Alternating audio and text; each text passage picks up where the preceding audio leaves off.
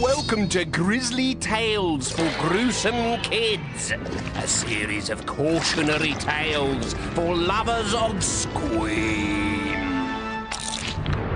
This apple tree has got apples on, and this ladder has got spindle shanks on, see? He's going to show you how to scrump, and I'm going to show you how to stop him. Ready? Scrumping. Very good. And now, the stopping.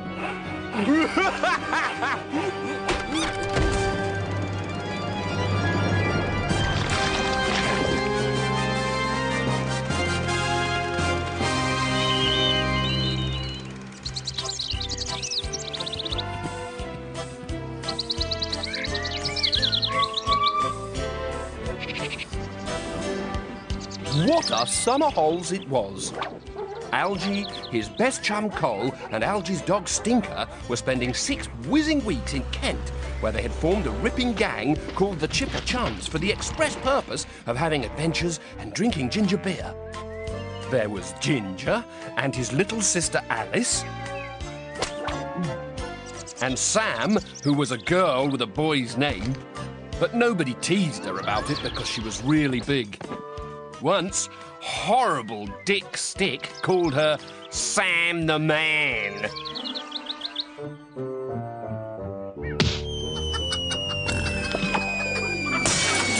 So Sam sent him packing with a bloody nose and tears streaming down his unwashed face. One day, the Chipper Chums took their bicycles on an adventure. When you're in that Chipper Chums, it vanishes the glums with the wind in our hair, not a problem, not a care, and a picnic in our tums. They were having such jolly good fun that they didn't notice when Alice got left behind. I say, chums, wait for me. I can't keep up. Gosh, where's my little sis? Ginger gasped suddenly. I hope she hasn't fallen off her trike and broken her neck. I vote we stop, said Sam, who, as the biggest, was also the most sensible, so they all stopped.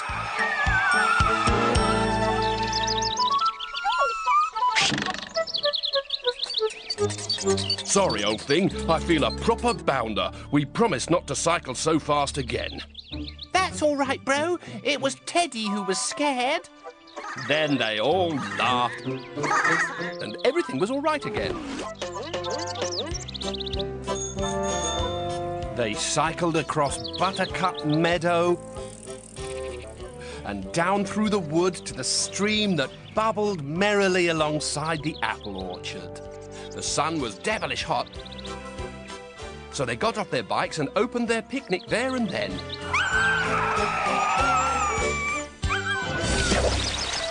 I say, chums, I'm parched. Shall we start with ginger beer?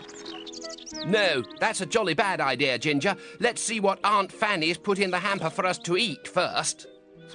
This was a jolly good idea, and the Chipper Chums tucked into a banquet fit for an Indian prince.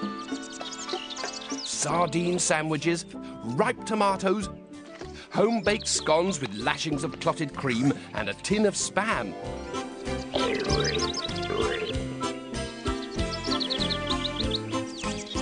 There was even a bone for Stinker.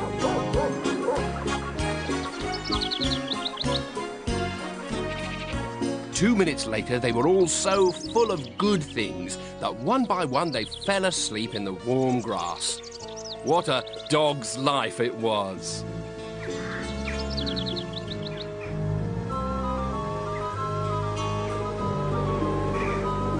When the Chipper Chums woke up, there was a chill in the air. I say, chaps, hadn't we better be getting home soon? But we haven't had our adventure yet. What shall it be? How about fishing? I've got some string in my pocket. But what could we use to make a hook? We could rip out one of Teddy's eyes and bend the pin on the back of that. Oh, I say, Alice, I'm most awfully sorry, old girl. What a cad I am. I completely forgot that you love your Teddy. Why don't you choose what we do? Rightio. I want a big, shiny apple. Oh, yes! What a wizard wheeze! Scrumping! But scrumping is stealing, and those apples belong to Farmer Tregowan. Don't be such a Tommy rotten weed. We'll only take a few. Here, here, he'll never miss them. Then that's settled. Scrumping it is. And everyone shouted, Hurrah!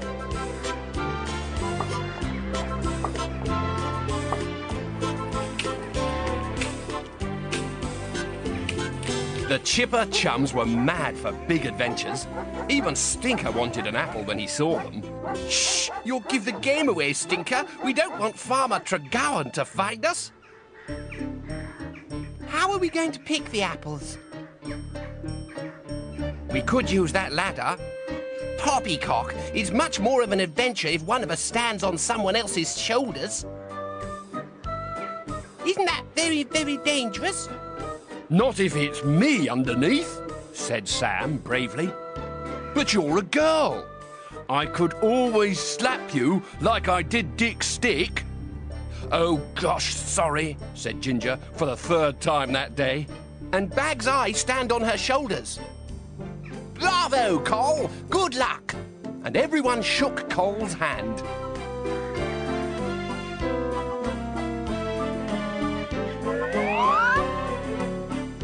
The plan worked a treat.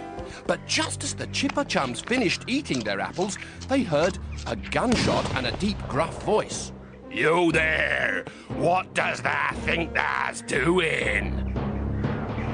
It was Farmer Tregowan. Stealing my apples, is ya? Stinker growled as the testy farmer bore down on the chums. Sit, Stinker. But Stinker was protecting his friends and sprang at the big man's throat. Stinker! But it was too late.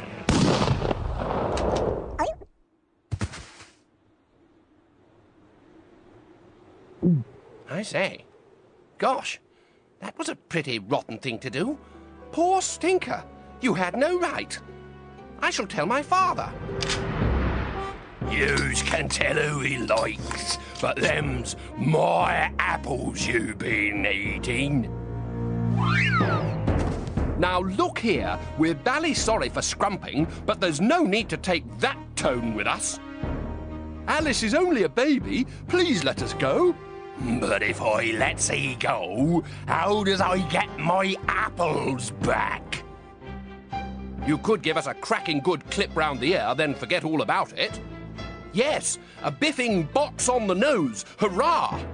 No, I needs every apple I's got for my cider. But we've eaten them. Then I shall just have to squeeze 'em out, won't I? And with that, the insecticide that the farmer had sprayed on his apples took effect. What a perfectly horrible man he was!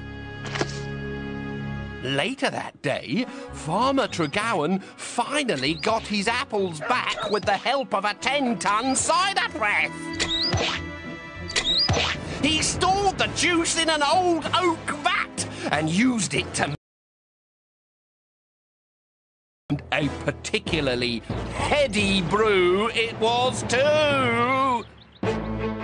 So, if you see a bottle of Tregowan's vintage cider from 1952, don't drink it!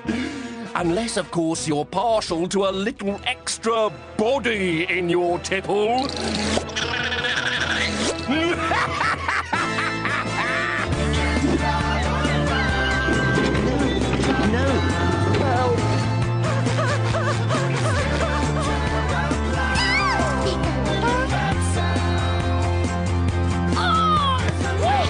Totally summer, totally fantastic.